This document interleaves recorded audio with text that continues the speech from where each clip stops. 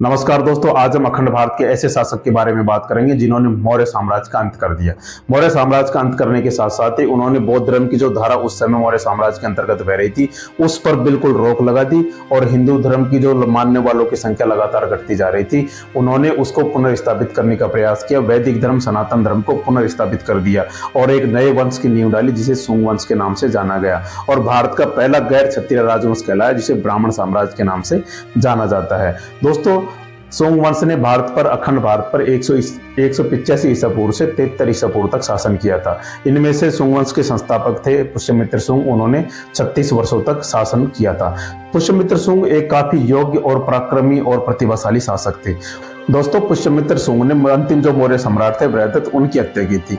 आखिर ये बृहदत्त के ही मंत्री थे। दोस्तों, इतिहास अपने आप को दोहरा रहा है। जैसे अखंड भारत का पहला राजवंश था हर्यक वंश, उसके अंतिम शासक थे नागदशक। उन्हीं के मंत्री शिशुनाग ने हत्या कर दी और नए वंश की नींव डाली जिसे शिशुनाग वंश के नाम से जाना गया। और शिशुनाग वंश का अंतिम शासक था नंदीवर्मन। उन्हीं के मंत्री महापद्म नंद ने उनकी हत्या कर दी और नंद वंश की स्थापना कर दी। दोस्तों, इस तरह से जैसे अयोग्य और निर्बल शासक आते जाते हैं तो उनके ही मंत्री उनका फायदा उठाकर उनकी हत्या कर देते हैं। जैसे चंद्रगुप्त मौर्य ने गणानंद की हत्या कर दी क्योंकि वो काफी अय्याश और निर्बल शासक थे और मौर्य वंश की नींव डाली। मौर्य वंश की जो अंतिम शासक थे बृहदत्त, उनकी हत्या उसी के मंत्री पुष्यमित्र सुंग ने कर दी। इसी तरह सुंग वंश में भी कोई आएगा जो अयोग्य और निर्बल होगा, उसी की हत्या उसी के मंत्री द्वारा कर दी जाएगी। जैसे इनके अंतिम जो निर्बल और अयोग्य शासक थे देवभूति, उनकी हत्या उन्हीं के मंत्री वासुदेव कर देंगे और कर्ण वंश की स्थापना कर देंगे। इस तरह से कर्ण वंश में भी कोई ऐसा आएगा जैसे उनके कर्ण वंश के भी अंतिम शासक थे सुशर्मा, उनकी हत्या सिमुक ने कर दी और सातवाहन वंश की स्थापना कर दी। इस तरह अखंड भारत में जो मगध साम्राज्य के जो 7 राजवंश है उस तरह इतिहास अपने आप को दोहरा रहा है।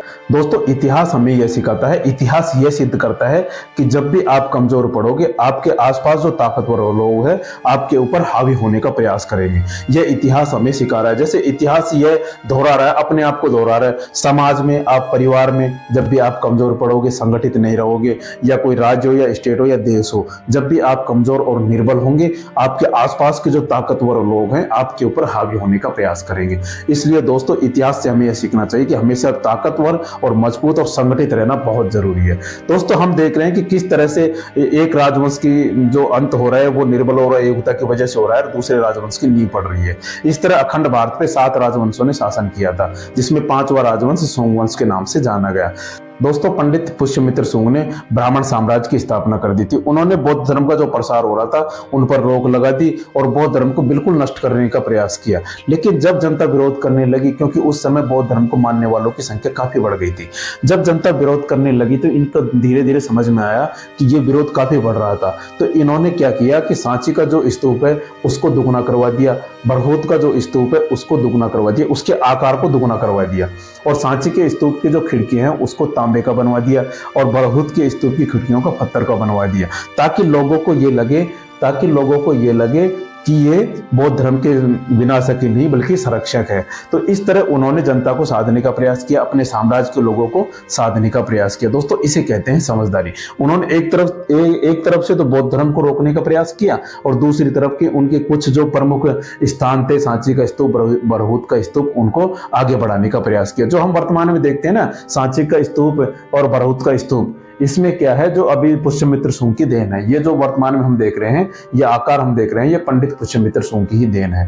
दोस्तों, इस तरह से उन्होंने रक्षा का भी कार्य किया और उसको विनाश करने का भी कार्य किया और उन्होंने हिंदू धर्म को पुनर्स्थापित कर दिया। इस तरह से बौद्ध धर्म का प्रसार रुक गया और हिंदू धर्म काफी आगे बढ़ गया। दोस्तों, कहा जाता है कि अगर पुष्यमित्र सुंग नहीं होते तो भारत आज बौद्ध देश होता, आखिर बौद्ध धर्म को मानने वाला देश होता। इस तरह उन्होंने बौद्ध धर्म को रोक दिया और हिंदू धर्म को आगे बढ़ाने का प्रयास किया। दोस्तों, इसकी वजह से ही उनको हिंदू धर्म का रक्षक कहा जाता है। दोस्तों, पंडित पुष्यमित्र सुंग के समय 2 बार यवन आक्रमण हुए। उन्होंने अपनी राजधानी पहले तो पाटलिपुत्र को ही बनाए रखी थी, लेकिन बाद में उन्होंने अपनी राजधानी विदिशा को बनाए रखी। तो विदिशा का पूरा नाम था बेसनगर। विदिशा मध्य प्रदेश में पड़ता है, जो भोपाल के पास में स्थित है। उन्होंने पाटलिपुत्र से अपनी दूसरी राजधानी विदिशा में स्थापित कर ली थी। उनके समय में 2 प्रमुख आक्रमण हुए जो यवन आक्रमण थे। यवन आक्रमण में पहला जो आक्रमण हुआ था उसका जो सेनापति था उसका नाम था डेमेट्रियस। डेमेट्रियस को पंडित पुष्यमित्र शुंग और उनके राजकुमार बेटे अग्निमित्र ने बुरी तरह से पराजित करके उन्हें वापस भेज दिया।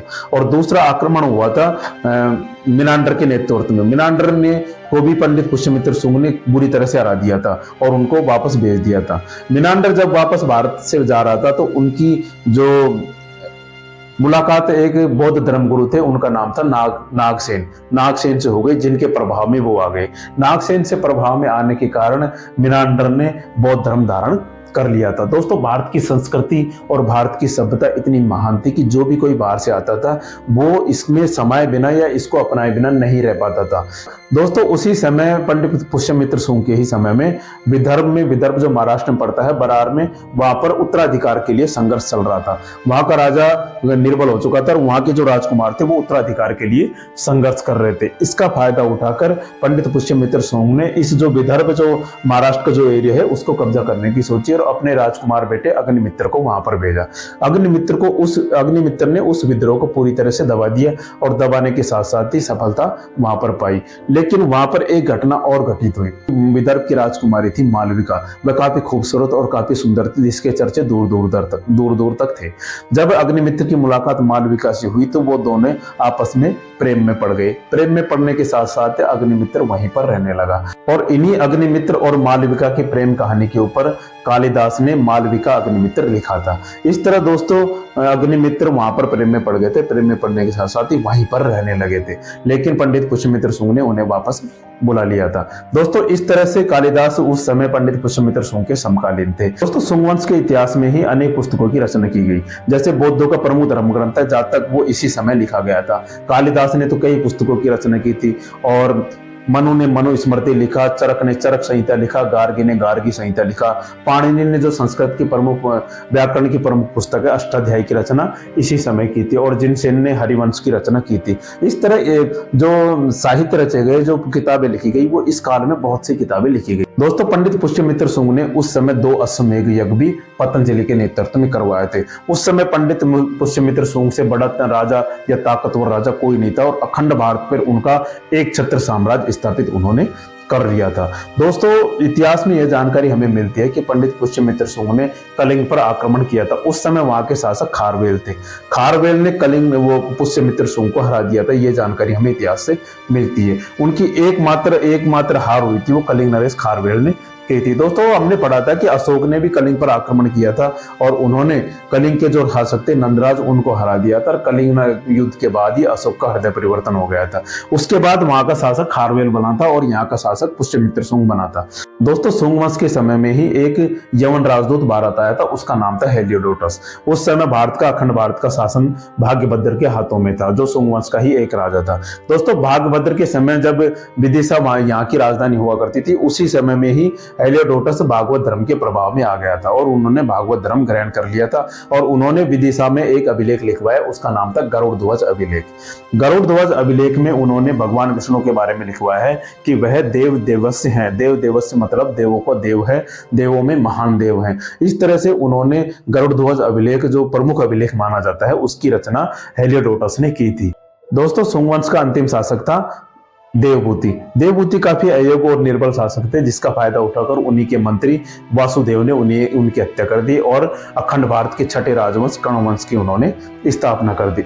इस तरह दोस्तों, जो शुंग वंश का जो स्थान है वो काफी महत्वपूर्ण माना जाता है और पहला ब्राह्मण साम्राज्य माना जाता है, जिन्होंने अखंड भारत को की सीमाएं काफी दूर दूर तक फैला दी थी और एक गैर क्षत्रिय राजवंश होने का गौरव पाया, जिसे ब्राह्मण साम्राज्य के नाम से जाना जाता है। दोस्तों, जानकारी आपको अच्छी लगी हो तो लाइक करें, शेयर करें और सब्सक्राइब करना बिल्कुल ना भूलें। मिलते हैं आपको ऐसे ही नॉलेजेबल वीडियो के साथ। तब तक के लिए जय हिंद, जय भारत।